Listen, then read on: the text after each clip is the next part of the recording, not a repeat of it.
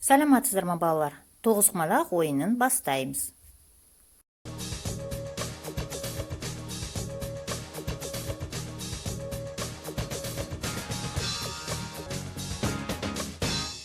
Өз жағыңыздағы отаулардың бірінен біреуін орнынан қалдырып, қалған құмалақтарды қолға алып, солдан оңға қарай бір-бірлеп таратамыз. Тарату сәтінде құмалақтар өз отауларымыздан асып кететін болса, қарсыластың отауына таратамыз. Егер соңғы құмалақ қарсыластың тақ санды құмалағы бар отауына түсіп, ондағы құмалақтарды жұп қылса, сол отаудағы құмалақтар ұтып алынып, өз қазанымызға салынады. Мәселен, ойын басындағы тақтадағы алғашқы жағдайда бастаушы нөмір 7-ші отаудағы 9 құмалағын таратса, соңғысы қарсыласының нөмір 6-ші отауына барып түседі де, ондағы 9 құмалақ соңғы құмалақпен 10 болып ұтып алынады және қазанға салынады.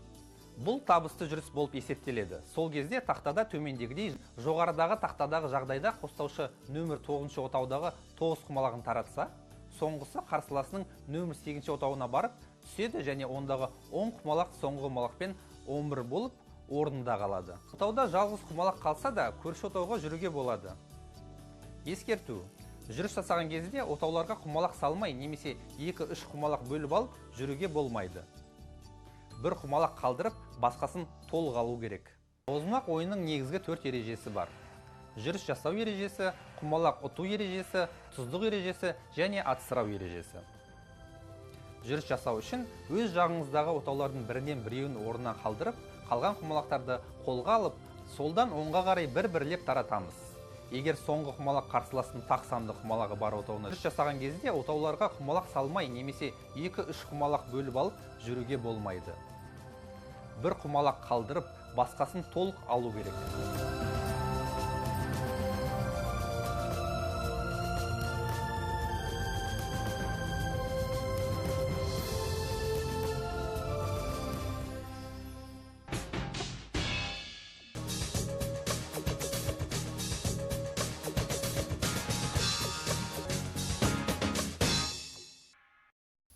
Міне балалар, тоғызқұмалақ ойынның негізгі ережелерін басшылыққа ала отырып, ойынды үйренулеріңізге болады.